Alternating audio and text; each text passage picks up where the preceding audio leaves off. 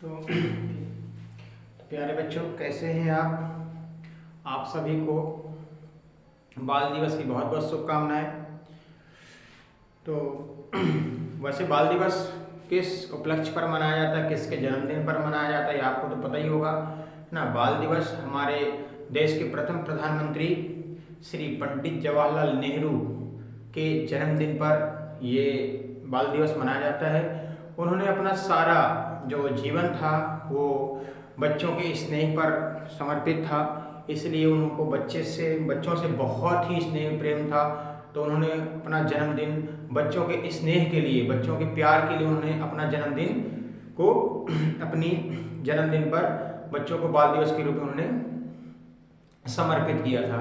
तो आज हम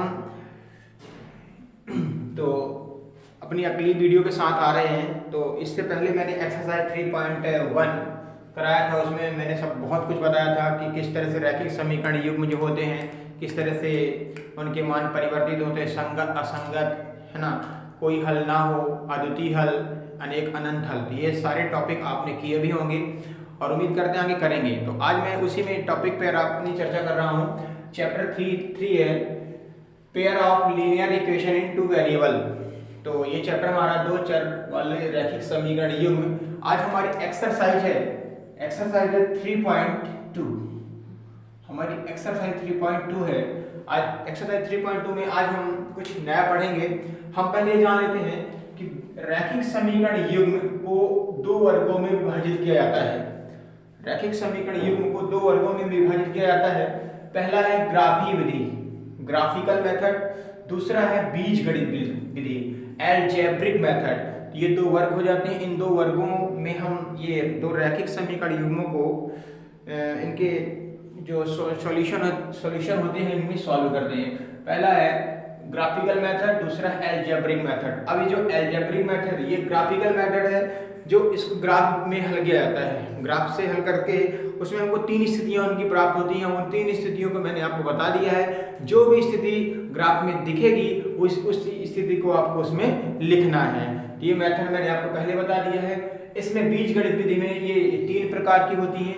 इस तीन प्रकार से जो भी दो रैखिक समीकरण युग्म होते हैं, रैखिक समीकरण युग्म मैंने बताया था, जैसे a1x + b1y + c1 = 0 और a2x + b2y + c2 = 0।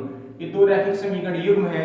तो इनको हम करना क्या है, इनको हम बीजगणित विधि से इनको सॉल्व करेंगे। तो पहला प्रतिस्थापन विधि सब्स्टिट्यूशन मेथड कहलाती है, विलोपन विधि एलिमिनेशन मेथड कहलाती है और वज्र गुणनखंड विधि क्रॉस मल्टीप्लिकेशन मेथड कहलाती है। हम ये जो दो इक्वेशन दिए होते हैं, इन दोनों इक्वेशन को अगर हम substitution method, elimination method, cross multiplication method solve करेंगे, तीनों विधियों में हमारे आंसर x और y के एक जैसे आएंगे। तो हम सबसे पहले आपको बताने आ रहे हैं प्रतिस्थापन विधि, सब्स्टिट्यूशन मेथड। इसमें दो इक्वेशन दिए गए हैं। तो x + y = 5, इसको इक्वेशन हमने फर्स्ट बना दिया है। 2x - 3y = 4, इसको इक्वेशन सेकंड बना दिया है। अब हमको करना क्या है, x और y का मान निकालना है। तो सब्स्टिट्यूशन मेथड का प्रयोग करेंगे। सबसे पहले हम समीकरण 1 लेते हैं। समीकरण 1 लिया हमने। आपकी मर्जी, आपको जो लेना चाहो, आप पर डिपेंड है कि आपको समीकरण 1 लेना है या 2 लेना है।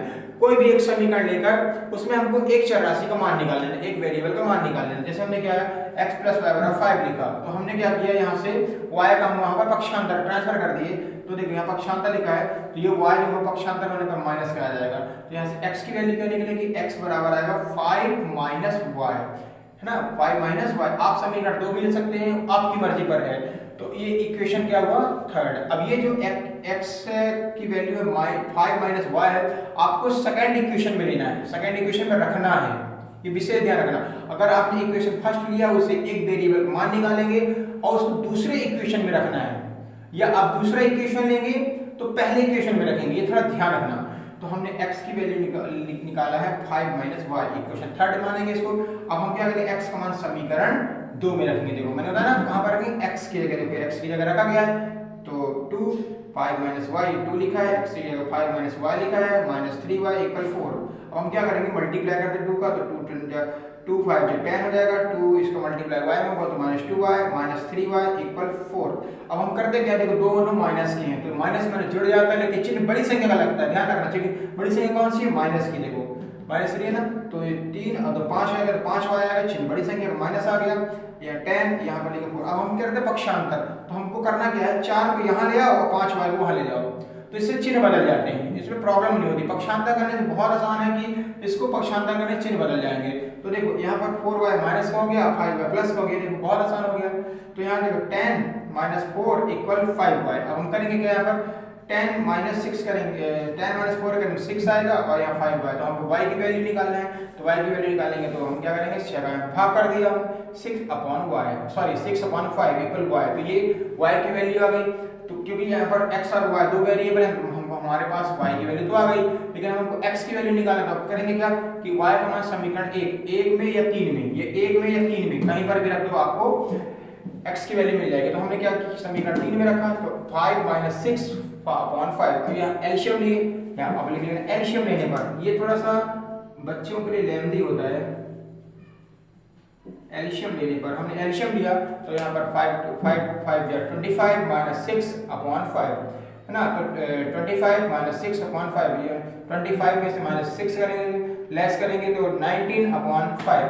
x की वैल्यू 19/5 आया, तो x की वैल्यू क्या हो गई 19/5 और y की वैल्यू 6/5। तो ये था हमारा सब्स्टिट्यूशन मेथड से क्वेश्चन, x + y = 5 बराबर इक्वेशन फर्स्ट 2x - 3y = 4। अब इसी को हम करेंगे किससे, इसी को हम करेंगे एलिमिनेशन मेथड से, तो हमारे आंसर भी यही ऐसे ही आएंगे, लेकिन वो हम अगली वीडियो में आपको बताएंगे। तो आप इस वीडियो को अपने यदि हो सके डाउनलोड कर इसको जरूर दोबारा देखना, और ये वीडियो को शेयर करना, सब्सक्राइब करना, लाइक जरूर करना और बेल आइकन जरूर प्रेस करते रहना, ताकि हमारी अगली वीडियो आपको मिलती रहे। तब तक के लिए शुभ रात्रि, गुड नाइट, स्वीट ड्रीम।